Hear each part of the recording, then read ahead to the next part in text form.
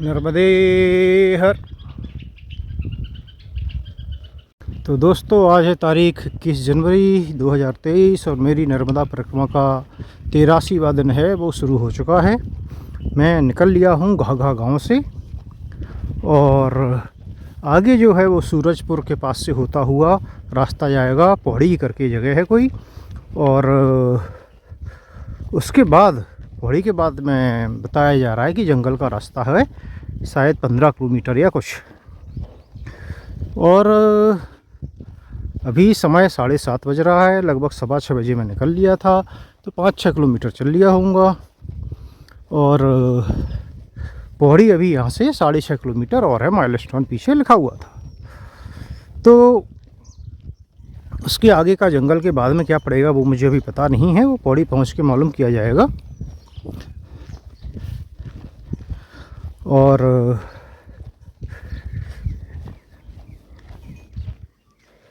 सूर्योदय देखिए अभी अभी हो चुका है, थोड़ी देर हो चुकी है, लेकिन इधर पहाड़ी एरिया है तो थोड़ा देर से दिखता है।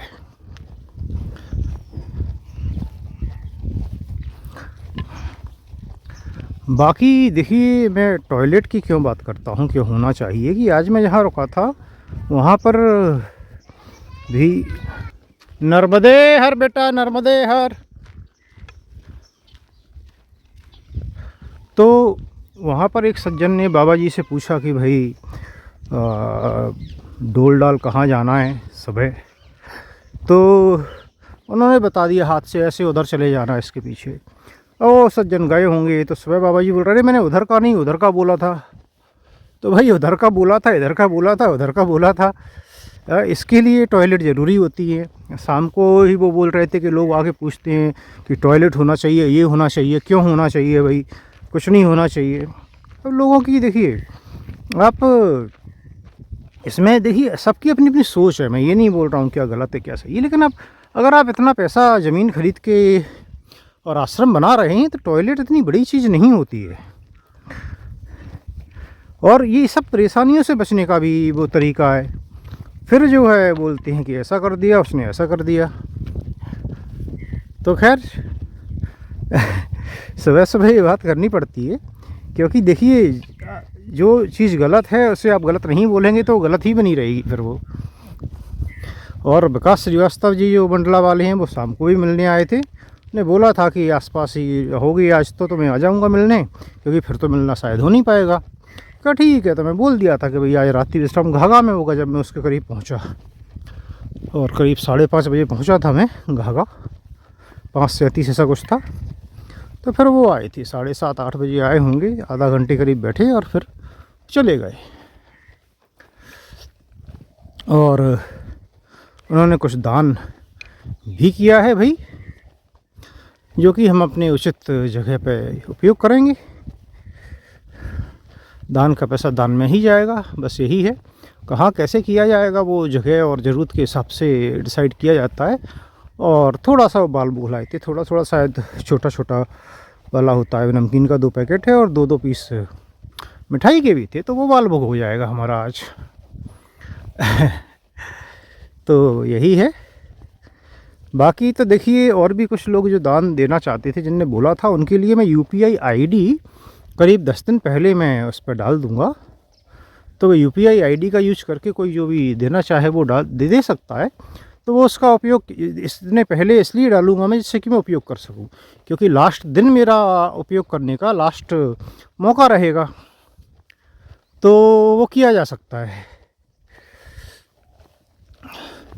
तो भाई जो लोग बोल रहे हैं उन्हें भी बुरा नहीं लगेगा कि हमें मौका नहीं दिया, क्योंकि मैंने बोला था कि मैं मौका दूंगा और काम भी हो जाएगा। पैसे की ज़रूरत तो वैसे भी देखिए पड़ती ही है। और बाकी का भी वैसे नियम तो यही है कि दान के पैसे से ही जो फाइनल रिचुअल होती है, जो अंतिम दिन पूजा पाठ वो सब उससे ही होना चाहिए। बट इतना पैसा होता नहीं है लोगों के पास, तो उससे करते नहीं हैं, खुद से कर देते हैं। कन्या भोज वगैरह जो है, अगर आप करा पाती हो या उसके लिए पैसे दे देते हो कि भाई दूसरे करा दें, वो भी एक तरीका होता है। जैसे भी जैसी व्यवस्था बनती है देखिए, तो पूजन वगैरह तो वो सब होता है। बीच में कहीं कहीं किसी किसी को कुछ कुछ दे देते हैं, तो ऐसे ही उपयोग होता है। देखिए अब आश्रमों में तो आप 100-100 200 रुपये ये जो छोटे छोटे होते हैं वो वहाँ पे दे सकते हैं, बाकी वैसा दान तो नहीं ही कर सकते, या तो बहुत बड़ी राशि हो भाई तो अलग बात होती है।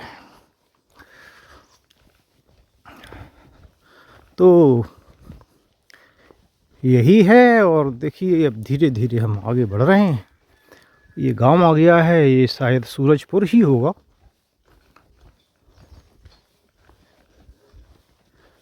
ये सूरजपुर ही होना चाहिए, सूरजपुरा लिखा है। हाँ, समुदाय विकास कार्यालय सूरजपुरा, जिला मंडला।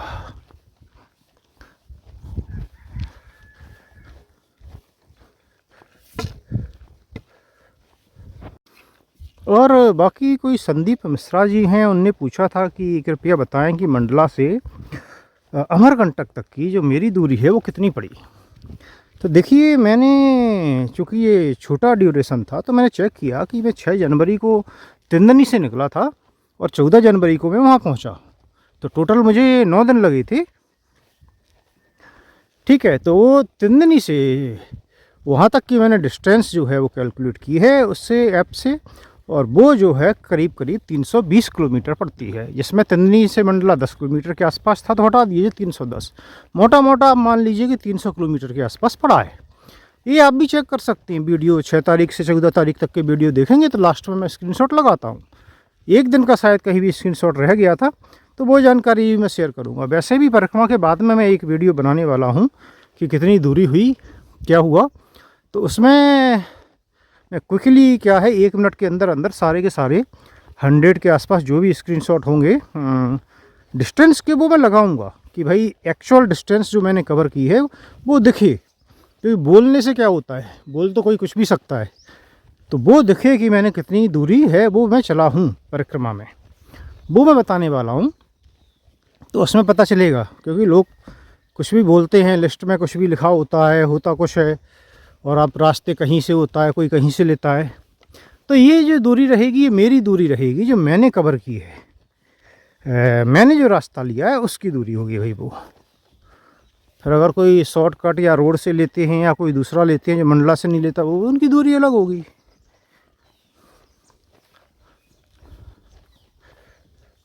और एक और भी सज्जन थे, उनने अपने नाम भूल गया, उनने कमेंट किया था कि आपने हमारी बात का जवाब नहीं दिया। तो सज्जन, तो भाई किस बात का जवाब नहीं दिया? आपने अगर कोई सवाल किया था और मैं नहीं दे पाया हूँ तो आप उसको सवाल भी तो लिख देते, तो मुझे पता कैसे चलेगा। कई बार होता है कि भाई नहीं बहुत समय तक कमेंट चेक कर पाते, एक आध दिन, और फिर वो पीछे चले जाते हैं तो नहीं देख पाते हैं।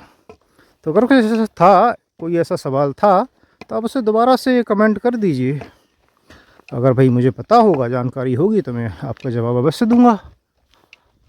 चलिए भाई आगे बढ़ते हैं धीरे धीरे। ये आ गया है भाई ग्राम ठोड़ा। ठोड़ा गांव छोटे छोटे गांव है। सूरजपुर की आबादी अगर मैं गलत नहीं हूँ तो टोटल ही कुछ लिखी थी 357 या कुछ, तो ऐसे ये भी होगा।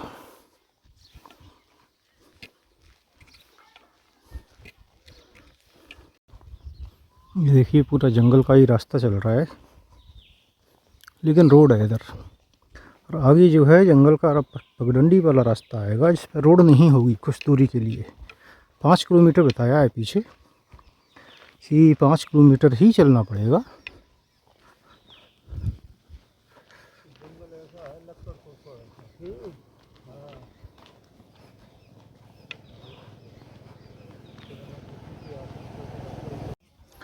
तो ये आ गया है गांव साले डंडा, साले डंडा गांव। और यहीं से बताया था कि पाटन का सीधा रास्ता है, वो मैं पूछता हूँ। आगे इन सज्जनों से पूछा जाएगा।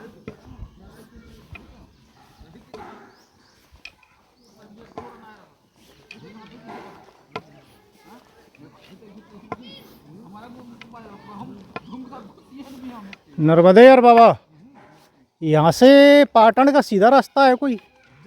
आगे दुकान है, चौराहा है, हाँ, वहाँ आप पता कर लेना। वहाँ पे नर्मदे हर।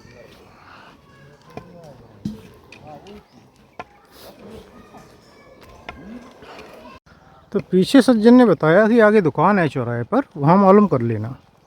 तो भाई वहाँ पूछ लेंगे। वैसे इसमें दिख रहा है कि वहाँ से थोड़ा सा दाएं जाना है, फिर सीधे जाना है, और उसके बाद रास्ता नहीं दिख रहा है, तो वहाँ से कोई पगडंडी होगी ऐसा लगता है। अब सामने पहाड़ भी है, लेकिन तो क्या पहाड़ चढ़ के जाना है, वो मालूम करना पड़ेगा। लगता तो ऐसा ही है कि अगर सीधा रास्ता है तो पहाड़ चढ़ के ही जाना होगा, और इसीलिए वो सीधा रास्ता है।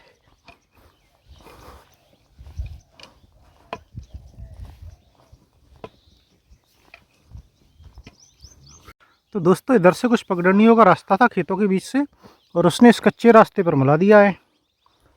तो ये अब कच्चा रास्ता जा रहा है। मैप में तो ये कच्चा रास्ता थोड़ा सा ही दिख रहा है, लेकिन होगा कोई रास्ता, क्योंकि एक दो मोटरसाइकिल भी दिखी आती जाती।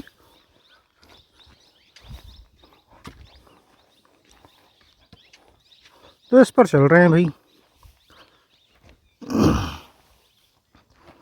बोला इस पर सीधे जाना है, और कुछ डाइवर्जन आएगा या कुछ दूसरी रोड आएगी, पगडंडी कुछ भी आता है तो फिर पूछ लिया जाएगा किसी से, कोई दिखेगा तो। बाकी जंगल तो वैसा जंगल तो नहीं आया, बोल रहे थे जंगल का रास्ता। ये तो गांव के पास का रास्ता है, खेती हो रही है देखिए, और पहाड़ सामने है। अभी तो पहाड़ के किनारे से चल रहा है, या ये बोले पहाड़ की ओर जा रहा है, तो संभावना बनती है पहाड़ हो सकता है चढ़ना भी पड़े। ठीक है, चढ़ना होगा तो चढ़ेंगे, रास्ता दिख जाना चाहिए बस, पगडंडी हो या कोई भी हो।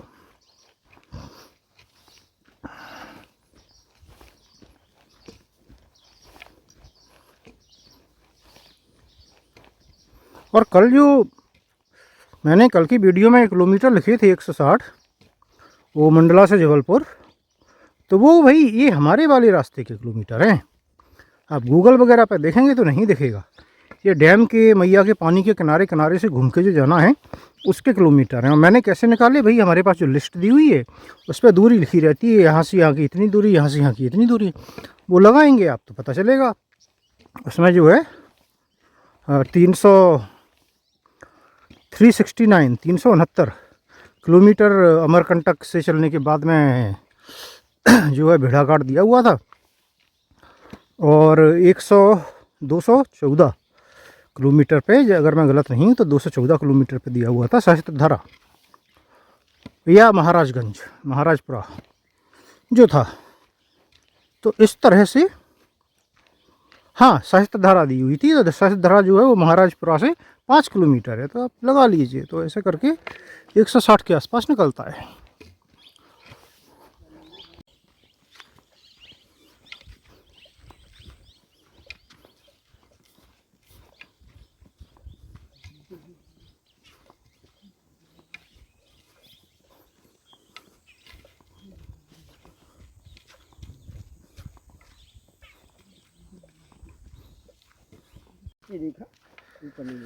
तो ये भाई अब जंगल का रास्ता शुरू हो जाता है, और 3-4 किलोमीटर बताया है कि रास्ता है।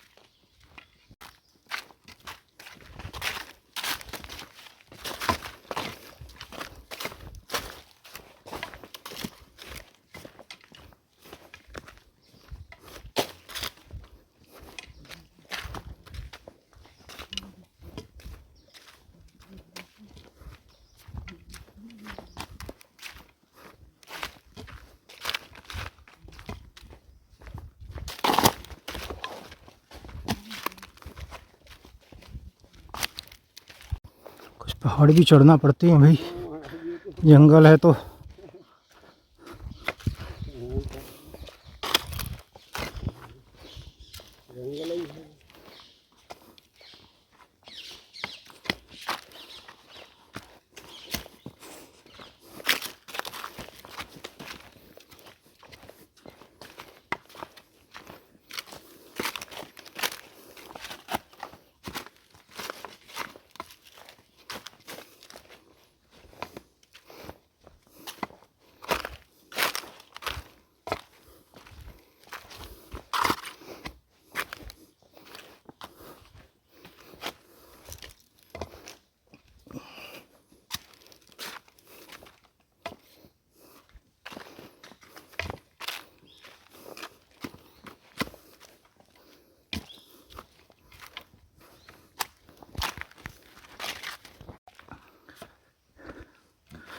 तो भाई कुछ और पहाड़ चढ़ने पड़ रहे हैं। ये वाला पहाड़ थोड़ा सा बड़ा निकला और सही है। मैं उम्मीद कर रहा हूँ कि 2 किलोमीटर करीब और होगा पहाड़ जंगल का रास्ता, फिर जो है कोई कच्चा रास्ता मिल जाना चाहिए प्लान, और उसके 1 आध किलोमीटर बाद पाटन करके जगह जो है वो होना चाहिए। हालांकि वहाँ पर कुछ है नहीं, आश्रम या कुछ ऐसा हो, ऐसा कुछ नहीं है। वो तो 11-12 किलोमीटर और उसके बाद है, वहाँ दिखा रहा है। लेकिन बस यही है कि पहाड़ निकल जाएंगे, जंगल निकल जाएगा, गांव आएगा तो कहीं बैठ सकती हैं, थोड़ा सा विश्राम करके फिर आगे बढ़ा जाएगा। और मुझे लगता है लगभग 11 बज जाएगा जब तक पाटन पहुँचते पहुँचते, क्योंकि 10:15 बज चुका है।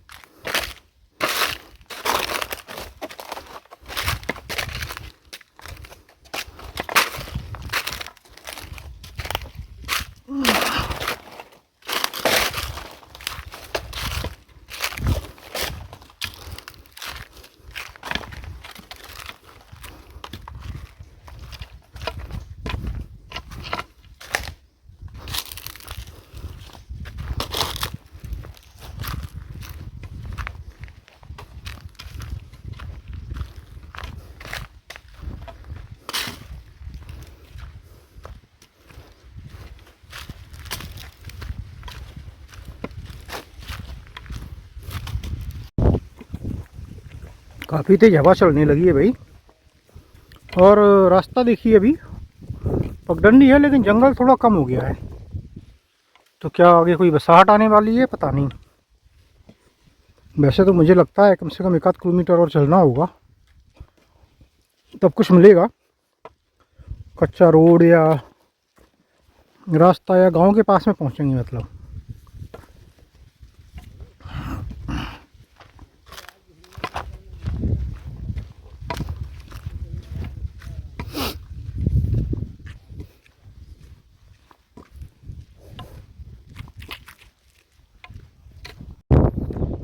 और इस तरह से हम जंगल की सीमा से बाहर आते हुए भाई देखिए दरवाज़ा भी लगा हुआ है।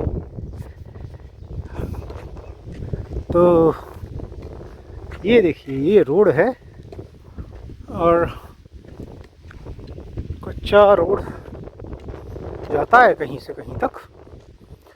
तो अब जो है 1 किलोमीटर के करीब और चलना होगा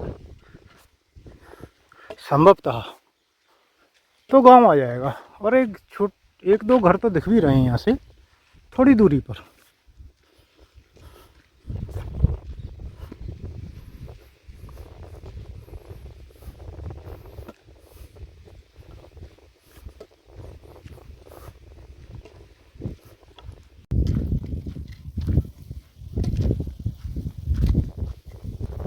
कल जो विकास जी आए थे दोपहर में, तो वो वहाँ जहाँ रुकते हैं उसके बाहर चप्पल देख रहे थे मेरी। बोले मैं चप्पल ढूंढ रहा था, चप्पल से पता चल जाएगा कि किधर है। तो मैं भी सोच रहा हूँ कि इन चप्पल को ले जाके वापस रख दूँ, यादगार बनी रहेंगी। देखूंगा, ऐसा विचार आया अभी अभी, क्यों ना इन चप्पलों को रख दी जाए जब परिक्रमा पूरी हो जाएगी तो।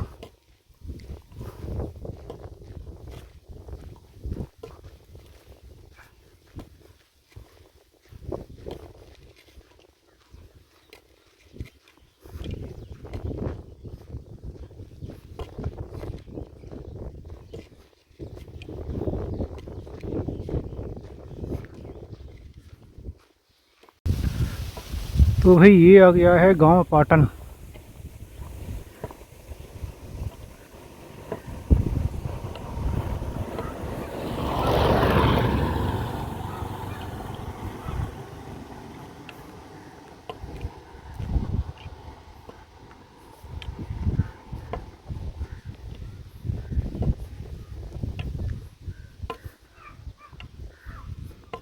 तो यहाँ कहीं थोड़ा विश्राम किया जाएगा, तब आगे जाया जाएगा। ये देखिए माइलस्टोन लगा हुआ है, पाटन 0, पाटन गांव।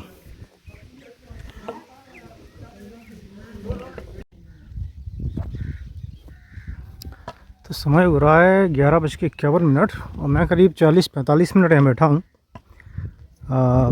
47 मिनट, क्योंकि 11:04 पे आ गया था मैं यहाँ।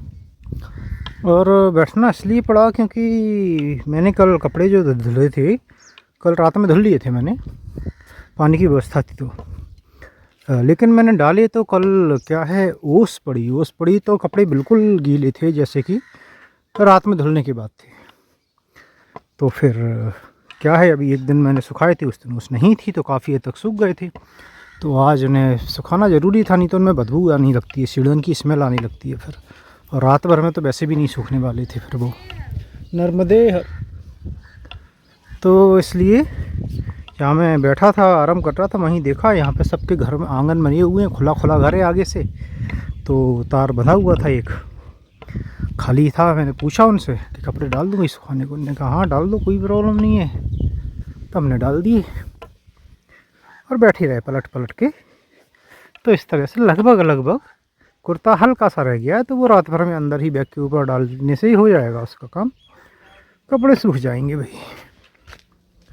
अब आगे बढ़ रहे हैं धीरे धीरे। और किंदबई शायद जगह था, या बरेली, ऐसी कोई जगह बताइए, और कि वहाँ पर आश्रम है। मैंने देखा एक दिख रहा है सेवा आश्रम, तो उसकी जो दूरी थी वो 10 किलोमीटर है यहाँ से, तो 10.1 किलोमीटर शायद आई थी। तो समय लगेगा भाई 2.5 घंटा, और अगर ज़्यादा बड़ा ब्रेक लिया कोई तो थोड़ा इधर उधर भी हो सकता है। नहीं लिया, ठीक ठाक चलता रहा तो 2.5 घंटा लगेगा। तेज़ चल के ब्रेक ले लिया तो भी 2.5 घंटा लगेगा। तो ज़्यादा तेज़ तो इस दोपहर में तो नहीं होता है चलना, तो 2.5 घंटा तो लगेगा ही, ये मान लीजिए आप। तो 2-2:30 बजे के आसपास तक मैं पहुंचूंगा वहाँ। फिर वहाँ पहुँच के आगे का देखा जाएगा, क्योंकि मेरी लिस्ट के अनुसार तो उसके आगे 30 किलोमीटर तक कोई आश्रम नहीं है, कोई रुकने की जगह नहीं है। ऐसे केस में तो फिर उधर ही रुकना पड़ेगा, चाहे कुछ भी हो। नर्मदे हर।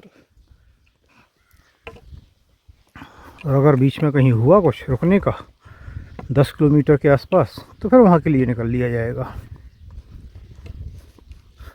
फ़िलहाल तो चलिए भाई चलते हैं आगे की ओर। बीच में शायद एक केदारपुर करके गांव भी पड़ेगा 5-6 किलोमीटर पर।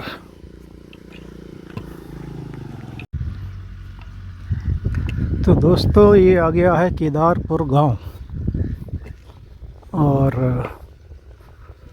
थोड़ी देर कहीं मैं विश्राम करूंगा, फिर आगे बढ़ा जाएगा।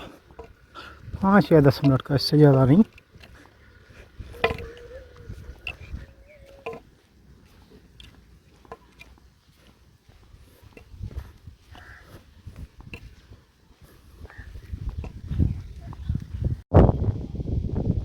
ये पीछे चारगांव गांव था, इसका नाम चारगांव है। है एक गांव छोटा सा। और ये गांव के जो रोड होते हैं उन पर चल रहे हैं हम भाई। जंगल का रास्ता मिला था सुबह उसके बाद से, और डैम का पानी है उससे थोड़ा सा दूर हो गए हैं अभी। तो उधर से वो पहाड़ वहाड़ हैं, शायद उनके पीछे पीछे डैम का पानी होगा, आगे पीछे पता नहीं किधर, पीछे ही होगा संभव था। तो और भाई इधर हम चल रहे हैं रोड पर। रास्तों का पता नहीं होता है, रुकने के ठिकानों का पता नहीं होता है। एक आश्रम आगे है, अब वो या तो यहाँ से 2-2.5 किलोमीटर दूर है या फिर उससे 2-3 किलोमीटर और आगे है, वहाँ बता रहे हैं। उसके बाद में पहले पता चला था कि कुछ किलोमीटर दूरी पर है, फिर उसके बाद नहीं है, तो वहीं रुकना पड़ेगा। फिर कोई यहाँ बोल रहे हैं नहीं उधर नहीं है, तो मैं सोच रहा हूँ कि अभी 2-3 किलोमीटर आगे जो जगह है वहाँ जाया जाए और मालूम किया जाए, क्योंकि 2-2.5 बजे से रुकना पड़ गया तो फिर यही है कि आधा दिन बेकार हो जाएगा। 10-12 किलोमीटर कम से कम जो चला जाता वो बेकार हो जाएगा। लेकिन अगर ऐसा होगा कि भाई उसके आगे कुछ नहीं होगा तो रुकना पड़ेगा, कुछ कर नहीं पाएंगे उसमें, क्योंकि एरिया अभी वही चल रहा है, आदिवासी क्षेत्र है, पछड़ा क्षेत्र है, डैम के कारण जंगलों का पहाड़ों का एरिया है। तो फिर इधर थोड़ी परेशानियाँ हैं, तो सोच समझ के काम करना पड़ेगा भाई आपको।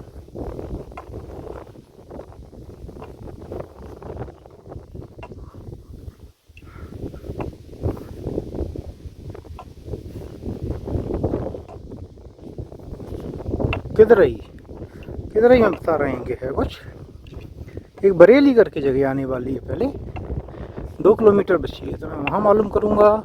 फिर उसके बाद किधरई है, फिर ये पौड़ी है। तो बीच में किसी ने बताया था कि पौड़ी में है, पौड़ी 6 किलोमीटर बचा है यहाँ से। एक पौड़ी के बाद फिर क्या रास्ता अलग हो जाएगा, शायद फिर से जंगल का पगडंडियों का रास्ता आने वाला है।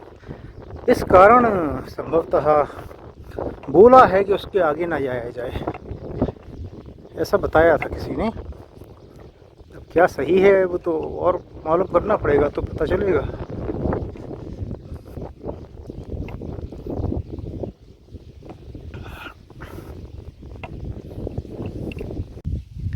तो भाई ये आ गया है ग्राम बरेली।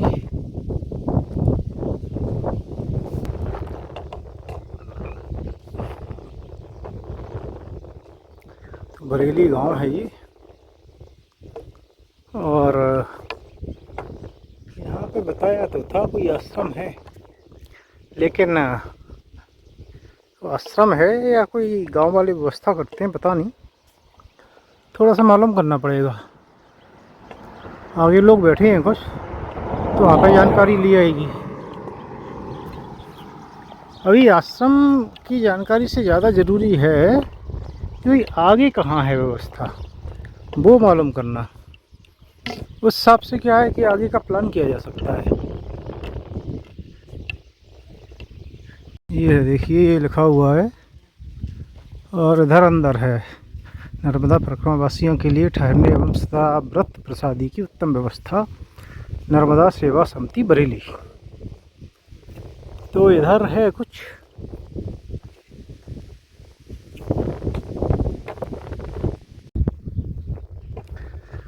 दोस्तों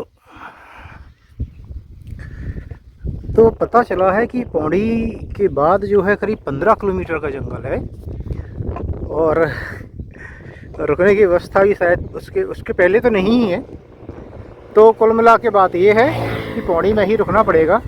इसलिए पीछे एक होटल था, उस सज्जन ने चाय पिलाई तो मैं वहीं बैठा रह गया, क्योंकि मुझे पता है कि अभी चलना शुरू करूँगा, 3 किलोमीटर और बचा है, आधा घंटे में, और आराम से भी चलूँगा तो 45 मिनट में पहुँच जाऊँगा।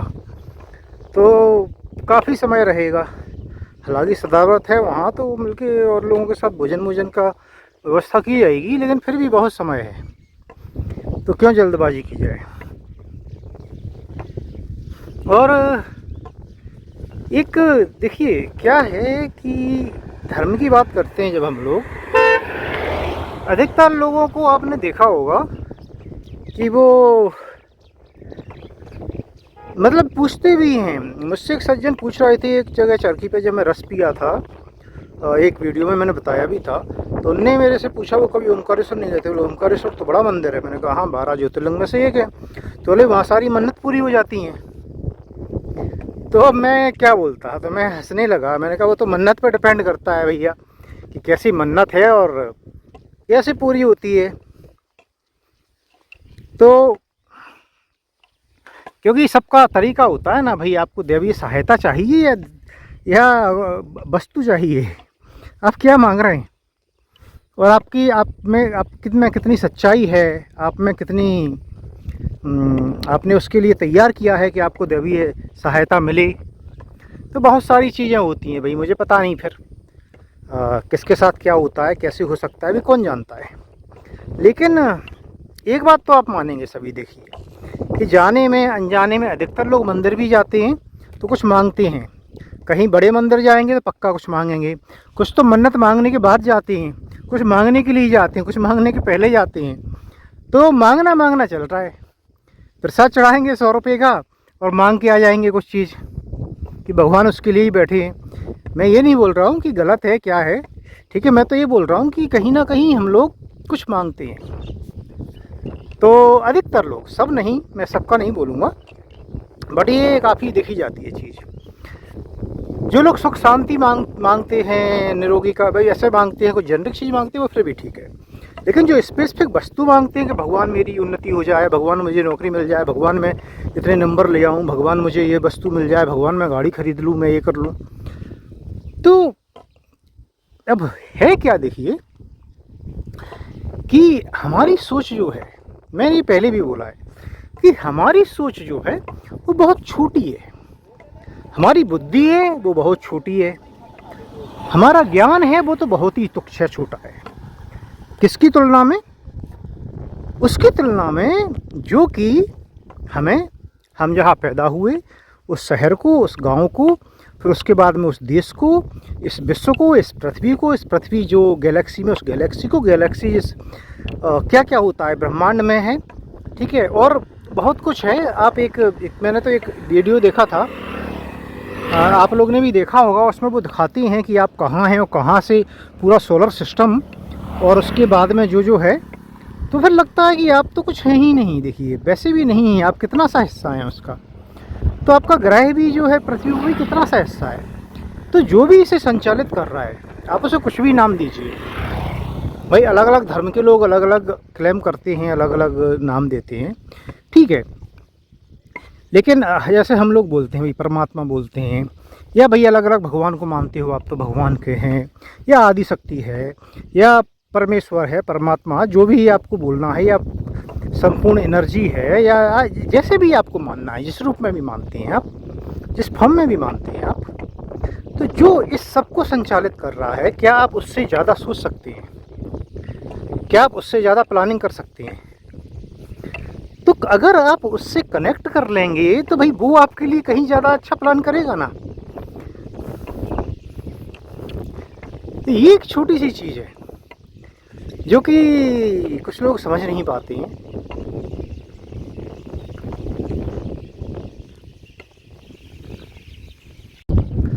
तो इसी के ऊपर एक छोटी सी कहानी है कि एक राजा था, और वो राजा जो था वो निसंतान था काफ़ी वर्षों तक।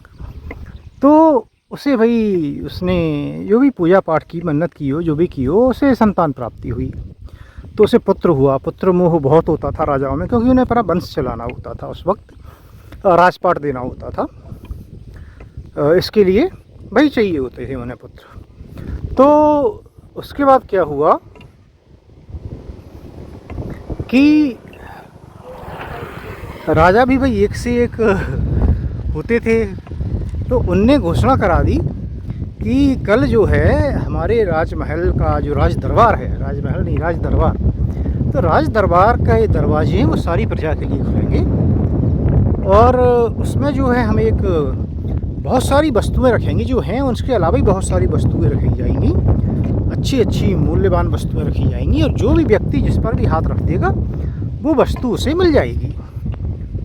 अब जो है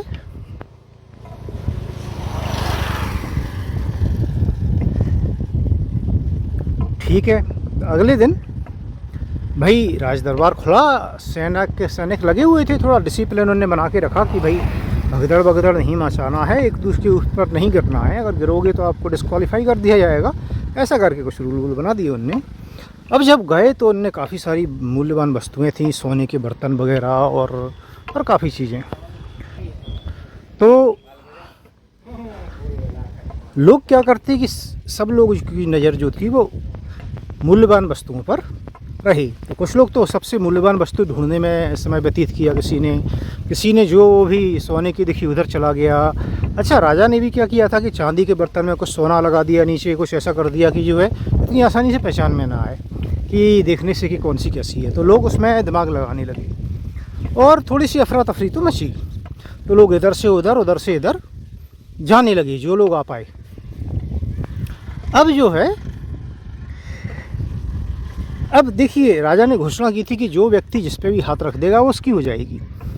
ठीक। अब एक बच्चा था,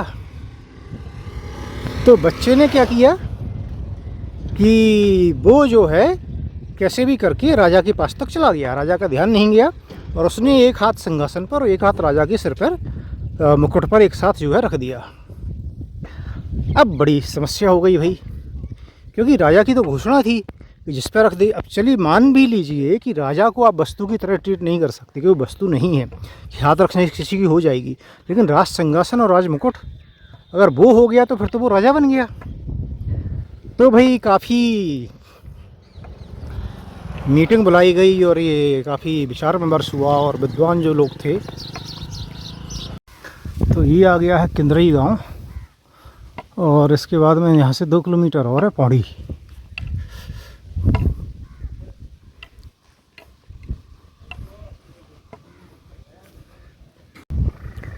तो जो विद्वान लोग थे उन्होंने काफ़ी मंत्रणा की, नर्मदे हर बाबा, कि देखिए बच्चे ने राजा राजमुकुट और जो है राज सिंहासन पर हाथ रख दिया है।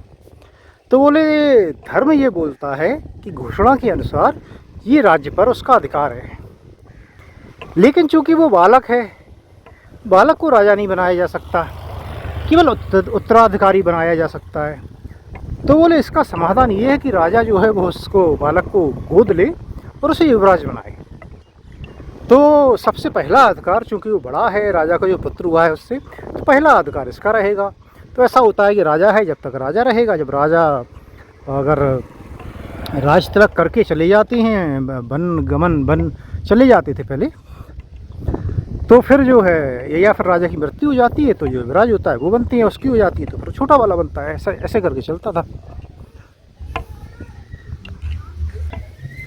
बाणप्रस्थ बोलते थे। तो अधिकतर राजा क्या है कि अगर जैसे मर गए तो अलग बात है, नहीं तो फिर अगर उन्हें त्यागना है तो फिर वो बाणप्रस्थ जंगल में जाके जीवन व्यतीत करने लगते थे युवराज को राजा बना के। तो यही एक प्रथा थी कि भाई फिर आपको वहाँ नहीं रहना जिससे कोई हस्तक्षेप ना हो। तो अब तो भाई ये हुआ निश्चय कि भाई राजा जब भी राज्य का ट्रांसफ़र होगा तो इसको होगा। तो राजा ने फिर उस बालक को गोद लेना पड़ा। भाई घोषणा थी, राजा था धर्म को मानने वाला, तो उसने फिर ये किया।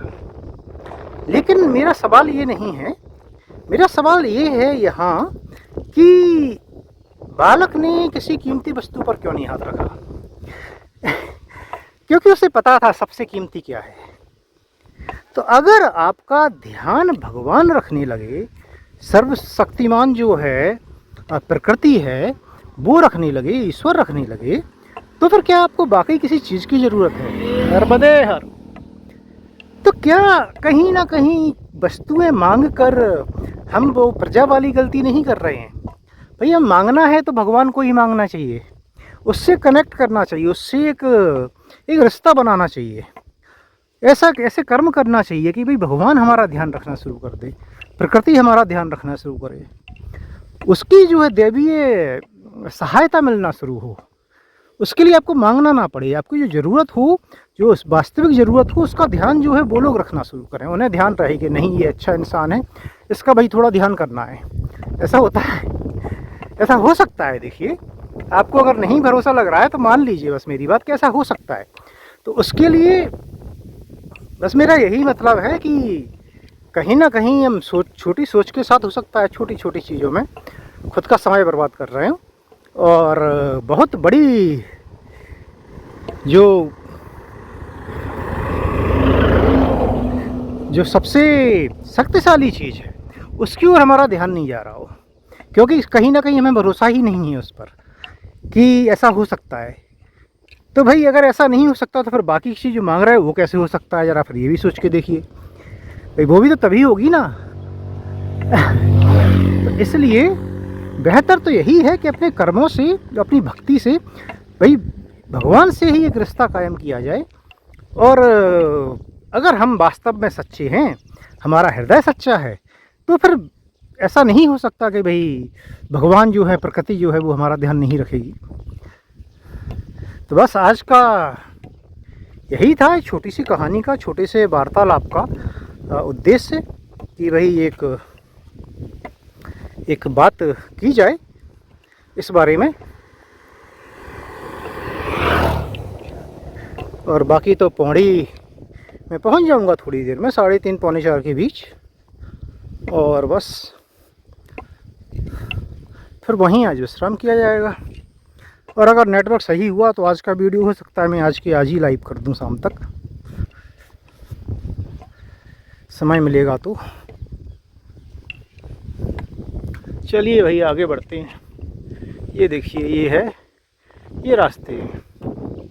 कुछ और ग्रामीण लोग भी पैदल आ रहे हैं, चलते हैं इधर, लोग पैदल भी चलते हैं इधर, क्योंकि ये आदिवासी क्षेत्र है, पिछड़ा क्षेत्र है। ये बरगी डैम के कारण, जब भी जंगल और पहाड़ों से हम जाते हैं तो अधिकतर जो है वो किसी न किसी डैम बांध के कारण जाना पड़ता है। तो ये बरगी डैम का कमाल है भाई।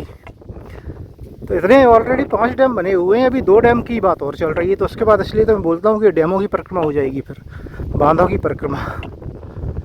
तो बहता हुआ पानी, जल आपको बहुत कम देखने को मिला करेगा बाद में।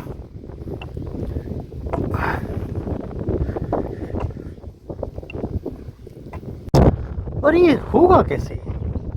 तो देखिए, अब मैं वही चीज़ें दोहराऊंगा तो फिर लगेगा कुछ लोगों को भाई ये तो बड़ा कठिन है। ऐसे थोड़ी होता है कि हमें अपने बस कर्म करते रहना है और सारा कुछ भगवान पर छोड़ देना है कि भाई भगवान आप हमारा ख्याल रखो, अपना काम करते जा रहे हैं। हमें अच्छे कर्म करना है, हमें दूसरों की निस्वार्थ सेवा करना है, निस्वार्थ सहायता करना है, बाकी की जो बुराइयां हैं वो छोड़ना है, अननेसेसरी बिना वजह की दूसरों को कष्ट नहीं पहुंचाना है भाई, झूठ नहीं बोलना है, वो सारी चीज़ें। तो ये बहुत सारी चीज़ें मैं बोल सकता हूँ अभी, लेकिन आप कहेंगे भाई ऐसा तो हो नहीं सकता, ऐसा सारी चीज़ें नहीं कर सकते। देखिए भाई, आपको रातों रात थोड़ी ना बदलना है पूरी तरह से। आप एक कदम तो उठा के देखिए कम से कम। तो आप आज जो हैं उससे एक कदम उठाइए। आप भाई किसी की अगर पहले करते थे, ठीक है, निस्वार्थ सेवा करके देखिए या निस्वार्थ सहायता करके देखिए। आप पैसे से कर सकते हैं, बिना पैसे के भी कर सकते हैं, और पहले से करते थे तो कुछ और करके देखिए। कोशिश करिए भाई आगे से कि किसी आपके कारण किसी को कष्ट ना हो, किसी को परेशानी ना हो। एक बार करके देखिए भाई, यहाँ आपको लगे एक आध बार, थोड़ा एक कदम उठाइए भाई। एक बार एक सज्जन जो थे वो मैराथन में भाग लेते थे और 2-4 किलोमीटर ही दौड़ के थक जाते थे और रह जाते थे। एक बार उन्होंने ठाना कि नहीं, मैं तो इस बार रेस जीतूंगा, और वो साल भर मेहनत करते रहे, बहुत दौड़ते रहे। लेकिन जब रेस आई तो उन्होंने दौड़ना शुरू किया, 7-8 किलोमीटर दौड़े। उन्होंने देखा कि मेरे से आगे तो आधे से ज़्यादा लोग निकल चुके हैं। वो दौड़ते रहे, काफ़ी बड़ी मैराथन थी, उनकी प्रैक्टिस थी, उतनी बड़ी नहीं थी, तो बीच में ही थक गए, गिर पड़े वो। लेकिन उन्होंने ठाना कि नहीं, मैं आगे बढ़ूंगा। फिर बढ़े, फिर गिरे, फिर बढ़े, फिर गिरे। धीरे धीरे वो गए, उन्होंने रेस पूरी की और उन्हें पता चला कि वो सबसे लास्ट हैं। लेकिन उन्हें खुशी हुई कि आज तक मैं जो पूरी ही नहीं कर पाता था, जीतना तो अलग बात है, तो उन्होंने पूरी तो की, एक स्टेप तो आगे लिया भाई। आगे की आगे से देखी जाएगी। तो एक स्टेप लेना है, केवल एक अच्छाई की ओर स्टेप, एक भगवान की ओर स्टेप, एक भगवान से जुड़ने की ओर एक स्टेप। वो एक कदम उठाएंगे तो फिर एक कदम के बाद दूसरा कदम उठेगा, दूसरे के बाद तीसरे, धीरे धीरे अपने आप उठने लगेंगे। आपको कुछ करने की ज़रूरत ही नहीं पड़ेगी। थोड़ा सा बदलाव, मैं बार बार बदलाव पे जोर देता हूँ भाई, मैं बार बार आत्मशुद्धि पर जोर देता हूँ। वो इसीलिए देता हूँ कि थोड़ा सा करके देखिए। आप थोड़ा थोड़ा करेंगे तो बाकी चीज़ें अपने आप होना शुरू हो जाएंगी।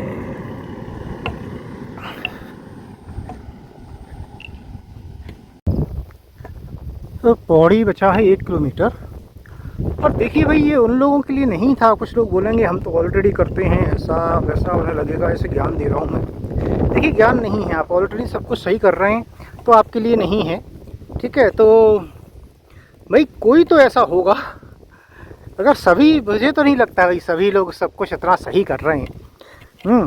कोई तो होगा जो अभी भी भगवान से मांगना पड़ता है, अभी भी हम कुछ कुछ चीज़ें सही नहीं कर पा रहे हैं, तो ये उनके लिए है। अगर कुछ लोग कुछ कर रहे हैं तो भाई वो कुछ और थोड़ा ज़्यादा कर सकते हैं। तो उद्देश्य यही है, अच्छाई को तराजू पर नहीं तोला जा सकता भाई। तो अच्छाई और कर रहे हैं तो उसे थोड़ा सा और बढ़ा दीजिए जितना कर सकते हैं। यही तो जीवन का सार है भाई, यही तो हमें जानवरों से अलग करता है। ये देखिए लिखा है पौड़ी 1 किलोमीटर।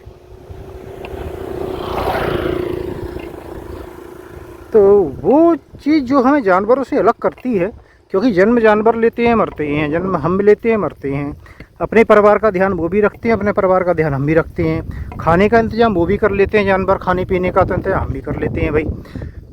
और क्या, वो उनकी जो ज़रूरतों की चीज़ें होती हैं वो उसका ध्यान रख लेते हैं। पक्षी है तो वो भी घोंसला बनाता है। एक वो है ना कि अजगर करे ना चाकरी, पंछी करे ना काम, दास मलूका कहे गए सबके दाता राम। तो दास मलूका जी भी गलत हैं कि भैया पंछी काम करता है, घोंसला बनाते हुए नहीं देखा क्या आपने? ठीक है, तो वो भी काम करते हैं, उन्हें जितनी ज़रूरत होती है दाना लेके आते हैं वो, उन्हें यहाँ से मिलता है। तो ऐसा नहीं है, लेकिन भाई सबका इंतजाम हो जाता है। तो भाई हम भी तो वही कर रहे हैं, तो हम में और उनमें अंतर क्या है? अगर हम बोलते हैं हम इंसान हैं, हम बोलेंगे हमें सोचने की क्षमता है, हम भगवान का भजन करते हैं, हम ये करते हैं। आपको कैसे पता भाई जानवर नहीं करते होंगे? भैया आपको पता है क्या? आप उनकी भाषा समझते हैं क्या? अब नहीं समझते, हो सकता है दूसरे तरीके से करते हो, उनकी समझ भगवान के बारे में दूसरी हो।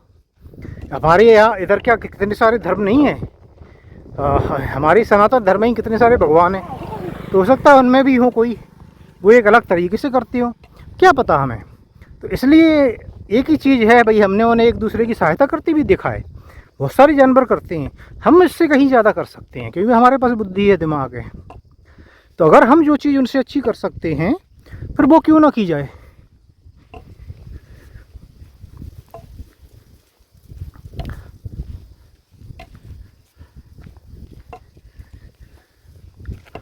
आज का ज्ञान का लेसन थोड़ा सा बड़ा हो गया लगता है, तो इसे यहीं पे समाप्त करेंगे और अब रास्ते पर कंसंट्रेट करेंगे।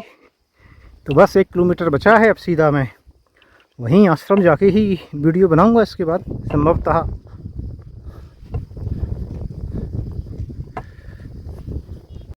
तो ये आ गया भाई पौड़ी, और यहाँ भी लगता है कि साप्ताहिक बाज़ार लगा हुआ है, वीकली बाज़ार, साप्ताहिक हाट बाज़ार जो लगता है गांव में। इधर अधिकतर जगह देखा है हमने लगता हुआ। ये बांस का स्ट्रक्चर भी लग बना देते हैं, कई जगह पंचायत ने पक्के स्ट्रक्चर भी बनाए हुए थे कुछ गाँव में।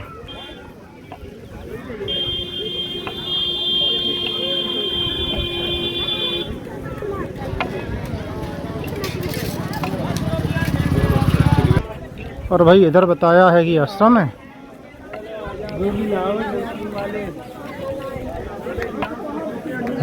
नहीं है, कुछ लोग तो रास्ते में बैठे दिख रहे हैं।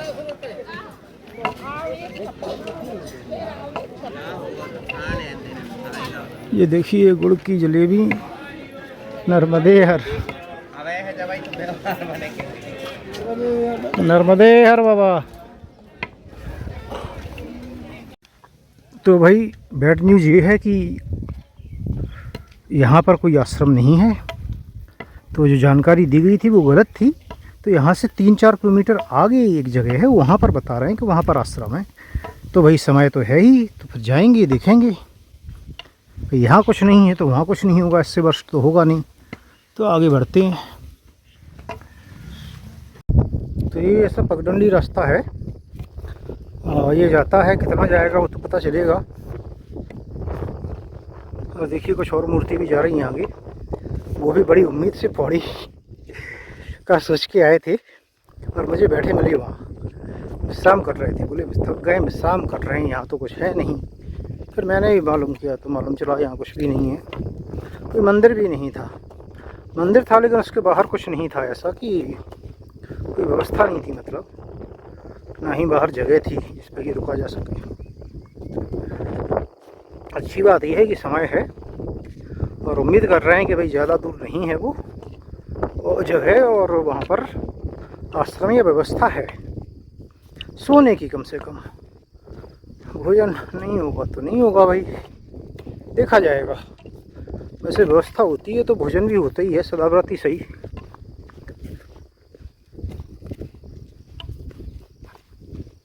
और दोस्तों इसके बाद में ये घाट आ जाता है। ये पहाड़ आपको उतरना है, चढ़ना नहीं है लेकिन उतरना है। सामने मूर्ति जा रही थी, वो पता नहीं कहाँ गई। मैं उम्मीद करता हूँ भाई रास्ता तो सही है, क्योंकि ये स्टीप है, थोड़ा सा पत्थर है। तो मैं वीडियो रिकॉर्डिंग बंद करता हूँ अभी। तो दोस्तों ये था वो पहाड़, और वो एक पहाड़ नहीं था, एक पहाड़ आया उसके बाद दूसरा पहाड़ आया। दूसरा थोड़ा सा बड़ा पहाड़ था, कम से कम 20 मिनट तो मुझे लगे होंगे, और थोड़ा स्टीप भी था, पथरीला रास्ता था, तो बड़ा संभल के चलना पड़ा, उतरना पड़ा, और पूरा पसीने से भीग गया मैं। और ये देखिए दूरी में भी काउंट नहीं होती, क्योंकि आप नीचे उतरती हैं तो आगे तो बढ़ते ही नहीं है। तो थोड़ा सा घाट जो है वो थोड़ा सा घाट नहीं था, अच्छा घाट था।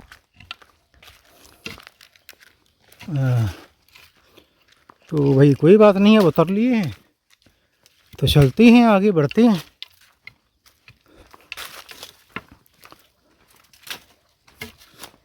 पगडंडी सीधे ले जा रही है, तो चलते रहो, कोई मिलेगा तो पूछ लेंगे, क्योंकि और तो कोई दिख नहीं रहा है। आगे वाले परिक्रमावासी तो भाग गए हैं, वो लोग उतरने में एक्सपर्ट होते हैं सब लोग। मुझे उतरने में थोड़ी समस्या आती है, और चप्पल के कारण और भी थोड़ा सा संभल के उतरना पड़ता है, नहीं तो स्लिप होके गिर जाओगे।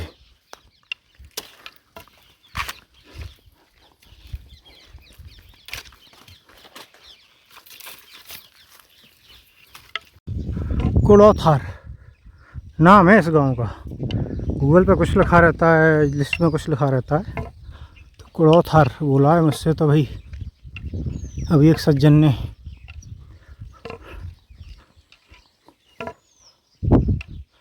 और बताया है कि आगे स्कूल के पास से रास्ता है, दाईं ओर कोई पीपल का वृक्ष है, उसके पास में आश्रम है। तो हाथ जो है वो दाईं ओर लेके जा रहे थे, तो हो सकता है थोड़ा सा अंदर को होगा इधर को। अब मैं देखूंगा स्कूल कहाँ है, और पूछा जाएगा, हो सकता है कोई साइन बोर्ड वगैरह भी लगा हो।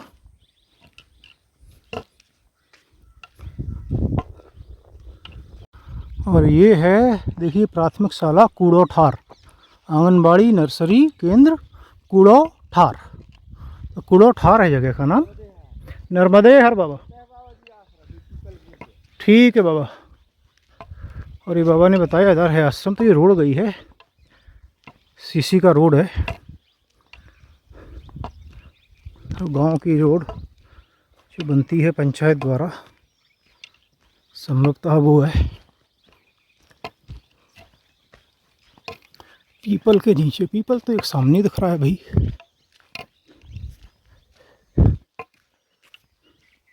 और वही गांव का रास्ता चला गया है, अभी एक अच्छा रास्ता है, पीपल सामने, झंडे लगे हुए हैं, तो मैं मान के चल रहा हूँ यही है आश्रम। तो यही है आश्रम भाई, माता जी थी उनसे पूछ लिया है मैंने, और यही है रास्ता। और देखिए कपड़े डले हुए हैं, तो कुछ लोग पहले ही आ चुके हैं, और उनका नहाना धोना, कपड़े धुलना हो गया है, मतलब नहाने का तो पता नहीं। और अंधेरा जैसा लग रहा है, लेकिन समय हुआ 4:34 केवल, क्योंकि 1 घंटे में काफ़ी बादल हो गए हैं, तो ऐसा लग रहा है जैसे शाम हो गई हो, लेकिन ऐसा है नहीं।